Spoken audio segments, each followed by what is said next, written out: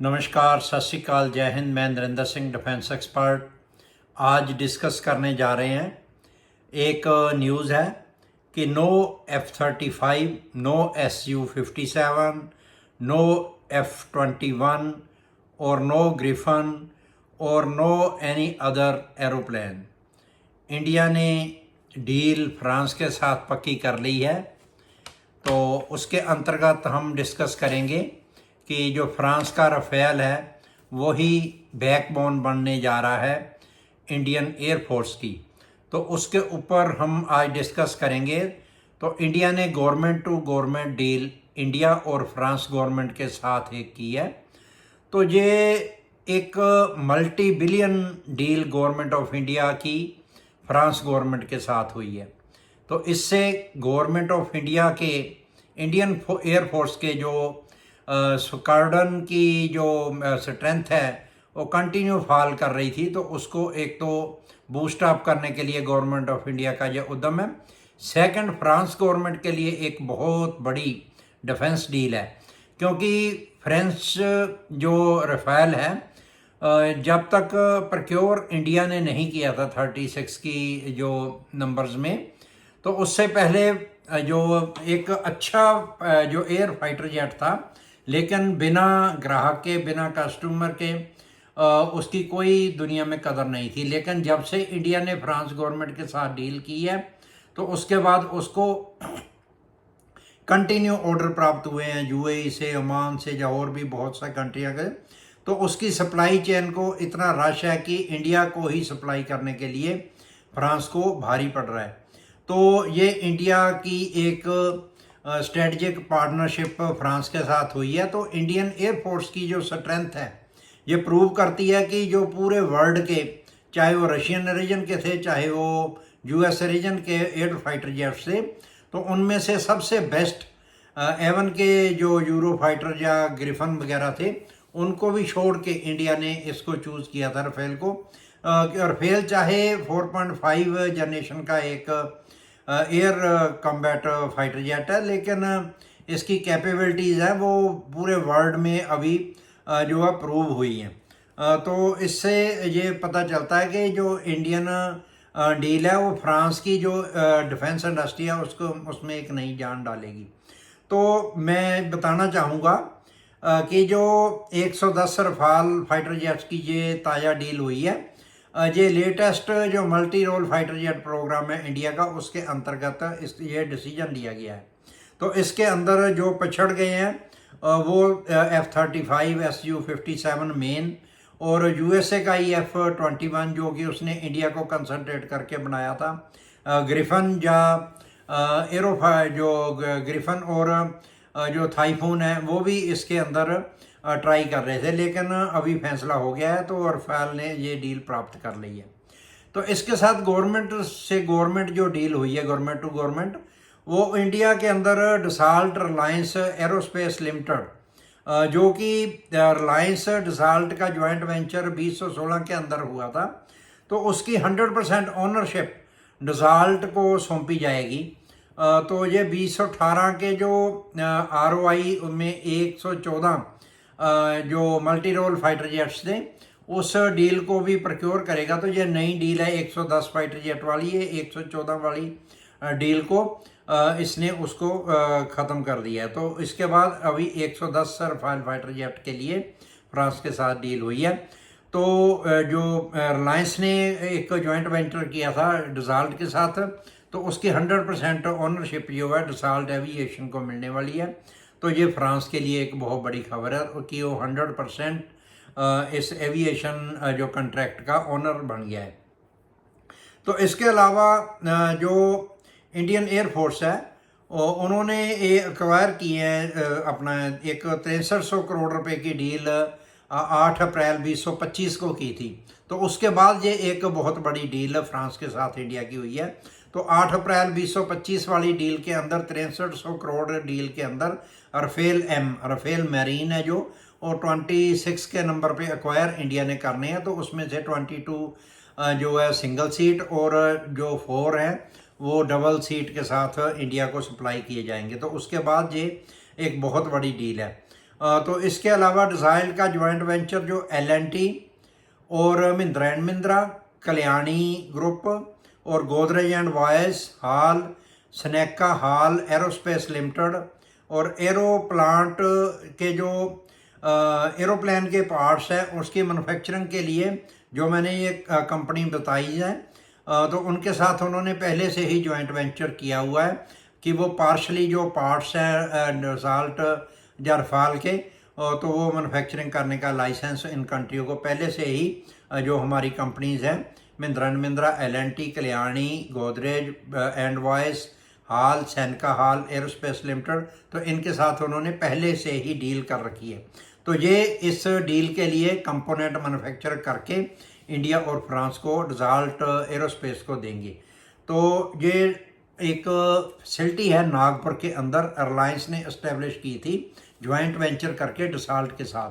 तो उस फैसिलिटी की जो 100% ओनरशिप डसाल्ट एरोस्पेस के पास आने से तो ये नागपुर फैसिलिटी के अंदर इनकी जो है प्रोडक्शन की जाएगी। तो ये एक इंडिया के लिए बहुत अच्छी खबर है कि जो कंटिन्यू स्क्वाड्रन स्ट्रेंथ कम हो रही थी और जो अभी एरोप्लेन क्रैश होने की जो कंटिन्यू एक खबरें इंडिया के लिए मिल रही थी, तो उसकी वजह से इंडिया सीरियसली सोच रहा है कि जो पुराने जो एयरक्राफ्ट है उनको रिटायर करके नए एयरक्राफ्ट जो अपनी एयर फ्लीट है उसमें शामिल किए जाएं।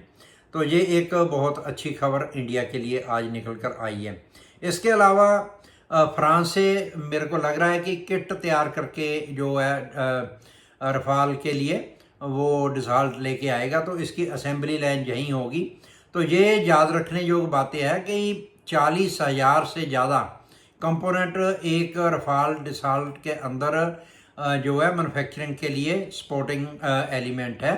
तो 40,000 स्पेयर पार्ट है जो वो मैन्युफैक्चर करता है। तो इस डील के साथ ये अनाउंसमेंट अभी होने का बिल्कुल अभी कंफर्म न्यूज़ नहीं है, लेकिन 70 से लेकर 75% इंडोजीनियस कंपोनेंट इंडियन फर्म्स जो मैंने ऊपर बताई हैं वो प्रिपेयर करके इंडिया के अंदर देगी और इसके अंदर एक इकोसिस्टम जनरेट होगा जो एविएशन इंडस्ट्री है उसके लिए। तो रफाल की मैन्युफैक्चरिंग इंडिया के अंदर होगी। तो इंडिया ने जो इस डील को प्राप्त करके अपनी जो कंटिन्यू फॉल हो रही थी स्ट्रेंथ स्क्वाड्रन की, तो उसको बूस्ट करने का बहुत जल्दी से एक फैसला लिया है। तो ये एक बहुत बड़ी खबर आज की डेट में इंडियन एयरफोर्स के लिए है। इसके अलावा इंडिया ने विड्रा की है फैसिलिटी एक जो बांग्लादेश को प्रोवाइड करा रहा था।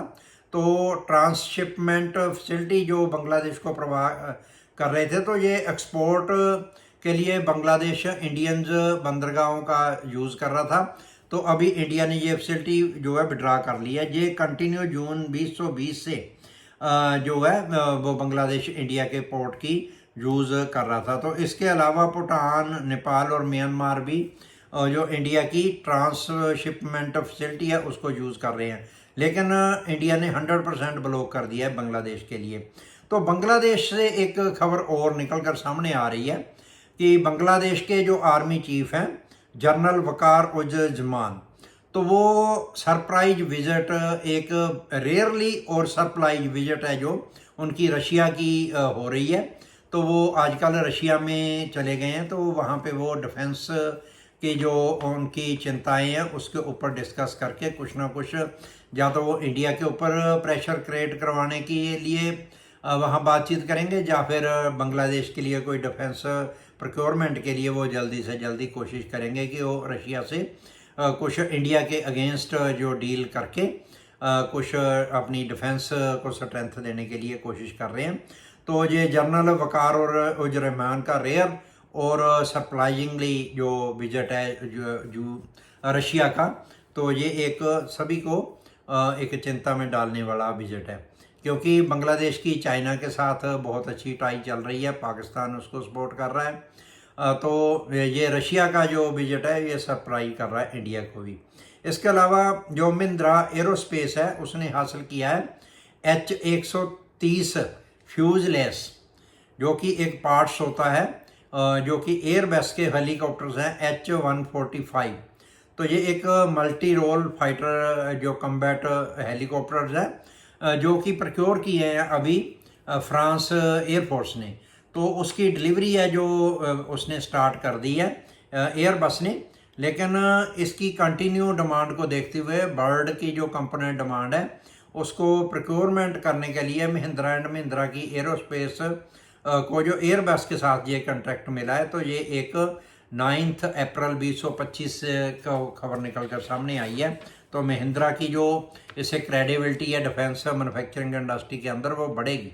इसके अलावा जो हिंदुस्तान के एक डिफेंस सेक्टर के CMD हैं भारत फौज, तो भारत फौज के CMD बाबा कल्याणी ने बोला है कि वो एक टारगेट लेके चल रहे हैं कि वो 2030 तक वर्ल्ड के लार्जेस्ट आर्टिलरी गन प्रोड्यूसर बनने के लिए वो कोशिश कर रहे हैं, क्योंकि उन्होंने 100 का ऑर्डर जो है वो इंटरनेशनल एक्सपोर्ट का पूरा किया था। उसके अलावा भी 20-25 गन का उनके पास और ऑर्डर है। तो वो कंटिन्यू 3-4 कंट्रीज़ उनके या गवर्नमेंट ऑफ इंडिया के संपर्क में है इस जो इंडियन इंडोजीनियस जो आर्टिलरी गन सिस्टम है इसको प्राप्त करने के लिए। तो ये भारत फौज के लिए एक बहुत अच्छी खबर है। तो टाटा भी इसमें एक सहयोगी संस्था है। इसके अलावा ब्राज़ील प्लान कर रहा है, कल हमने डिस्कस किया था कि ब्राज़ीलियन एयरफोर्स है वो अपने आप को मॉडर्नाइज और अपग्रेडेशन के लिए और जो उनके ओल्ड फ्लीट है उसको रिटायर करने की कोशिश कर रही है। तो कल जो खबर निकल कर आई है उसके बाद जो ब्राज़ील है वो प्लान कर रहा है मैन्युफैक्चरिंग हब प्रोवाइड करने के लिए तुर्की का जो 5th generation air fighter jet है कान, तो उसका इकोसिस्टम ब्राज़ील के अंदर तैयार करके उसकी मैन्युफैक्चरिंग जो फैसिलिटी है वो ब्राज़ील के अंदर क्योंकि ब्राज़ील के अंदर टेक्निकल स्टाफ बहुत ज़्यादा जो टेक्निकल स्टाफ है एक्सपर्टीज़ है उसकी एरोप्लेन इंडस्ट्री के अंदर, तो वो फाइटर जेट के साथ साथ ट्रांसपोर्ट और हेलीकॉप्टर वगैरह भी मैन्युफैक्चर करता है। इसके अलावा सबमरीन में भी उसकी अच्छी खासी पकड़ है। तो वो ट्राई कर रहा है कि एक तो उसका जो एरो फ्लीट है वो रिन्यू हो जाएगा, तो उसमें नए एरोप्लेन शामिल हो जाएंगे और ये एक्सपेंस भी उस पर कम आएगा।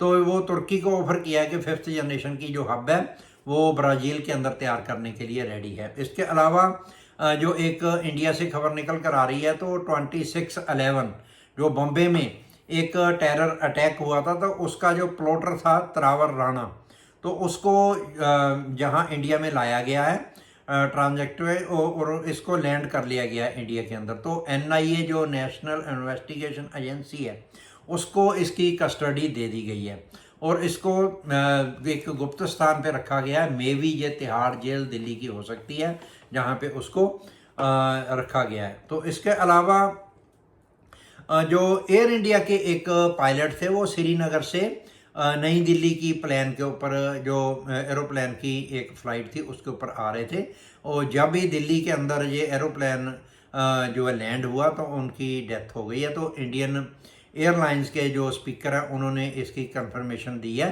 तो वो कि फ़्लाइट के दौरान ही उनकी तबीयत एकदम अचानक से बिगड़ गई और फ्लाइट करते समय ही उनकी डेथ हो गई है। तो ये एक बहुत दुखद खबर है। इसके अलावा आज के दिन शांति के पुंज महावीर जैन की जयंती है, तो हम उनकी जयंती है जो उसके ऊपर शुभकामनाएं देते हैं। लेकिन इसके साथ ही आज के दिन 1957 में जो 1957 के अंदर USSR जो आज का रशिया है, उससे पहले वो USSR यूनाइटेड स्टेट ऑफ जो रशिया था, तो उन्होंने प्लांट किया था फर्स्ट एटमॉस्फेरिक जो न्यूक्लियर टेस्ट कंडक्ट किया था। तो आज के दिन ये न्यूक्लियर टेस्ट कंडक्ट हुआ था एटमॉस्फेरिक जो एयर है उसके अंदर। इसके अलावा इंडियन आर्मी प्रोक्योर कर रही है 9,000 करोड़ रुपए की एक डील आकाश डिफेंस मिसाइल सिस्टम की इंडियन एयरफोर्स के लिए ये प्रोक्योर की गई है। तो ये 9,000 करोड़ की डील है। तो ये एक इंडियन डिफेंस इंडस्ट्री के लिए DRDO के लिए बहुत अच्छी खबर है। तो आज डिस्कस करेंगे कि जो आकाश एयर डिफेंस सिस्टम है उसके अंदर कौन सी कैपेबिलिटीज़ है।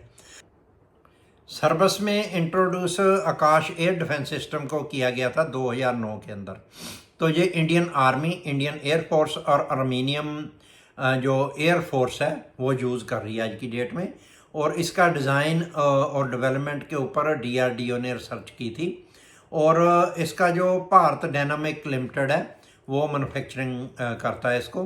और इसकी जो यूनिट कॉस्ट है अप्रोक्सीमेट 2.5 करोड़ या 500 के जो US डॉलर है उसके अंतर्गत ये है।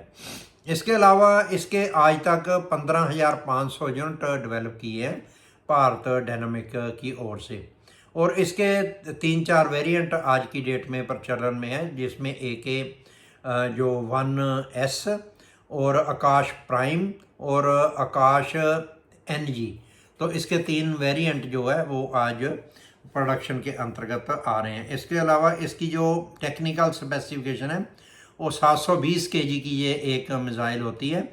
तो इसका जो लेंथ है वो 578 सेंटीमीटर यानी कि 228 इंच, और इसका डाया जो है वो 30 सेंटीमीटर और 35 सेंटीमीटर, 2 डाया के अंदर ये आती है। जो 30 सेंटीमीटर वाली है उसकी 12 इंच डाया है, जो कि 35 सेंटीमीटर वो 14 इंच के डाये के अंदर आती है। इसके अलावा इसकी जो रेंज है वो 25 से लेकर 30 किलोमीटर तक ये मार कर सकती है। और फ्लाइट एटीट्यूड इसका 18 किलोमीटर यानी कि 5,000 जो 8,000 फीट की जो एटीट्यूड के ऊपर ये मार कर सकती है। और इसके जो टेक्निकल 20 किलोमीटर की रेंज है तो ये 66,000 फीट के ऊपर भी जा सकती है। तो इसकी स्पीड है जो 1.8 मैक या 2.5 मैक के बीच में रहती है। और इसकी जो गाइडेंस सिस्टम है वो command guidance active radar homing के साथ ये काम करती है। इसका प्लेटफार्म है, इसको अलग अलग प्लेटफार्म, अलग अलग वेरिएंट या डिज़ायर की वजह से अलग अलग प्लेटफार्म के ऊपर इसको तैनात किया जा सकता है। जैसे कि टैंक है 72T72, तो उसके ऊपर भी इसको डिप्लॉय किया जा सकता है। और रशियन मेड एक BMP-2 मॉडल आता है, उसके ऊपर भी इसको डिप्लॉय किया जा सकता है। और इसके अलावा भारत अर्थ मूवर्स लिमिटेड का टेट्रा चैसिस है, उसके ऊपर भी इसको डिप्लॉय किया जाता है।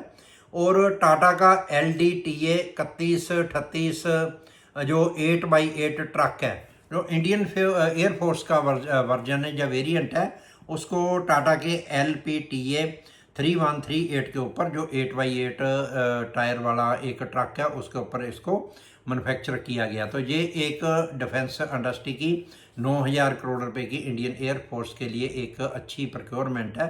तो इंडियन एयरफोर्स आज का चैम्पियन है, उनके लिए बहुत अच्छी प्रोक्योरमेंट गवर्नमेंट ऑफ इंडिया ने रफाल के साथ या ये अपना आकाश सिस्टम या इसके अलावा एक रडार सिस्टम उनके लिए तैयार कर रहे हैं। रफाल की डील सबसे बड़ी होने वाली है। और इंडियन नेवी के लिए भी रफाल जो एयर फाइटर जेट 26 नंबर के अंदर एक्वायर किए हैं रफाल M, तो ये एक बहुत अच्छी खबर है। तो मेरे को लग रहा है कि आपको ये कंटेंट अच्छा लगा होगा, तो इसको शेयर, लाइक और मेरे चैनल को सब्सक्राइब कीजिए। थैंक यू, नमस्कार, जय हिंद, सत श्री अकाल।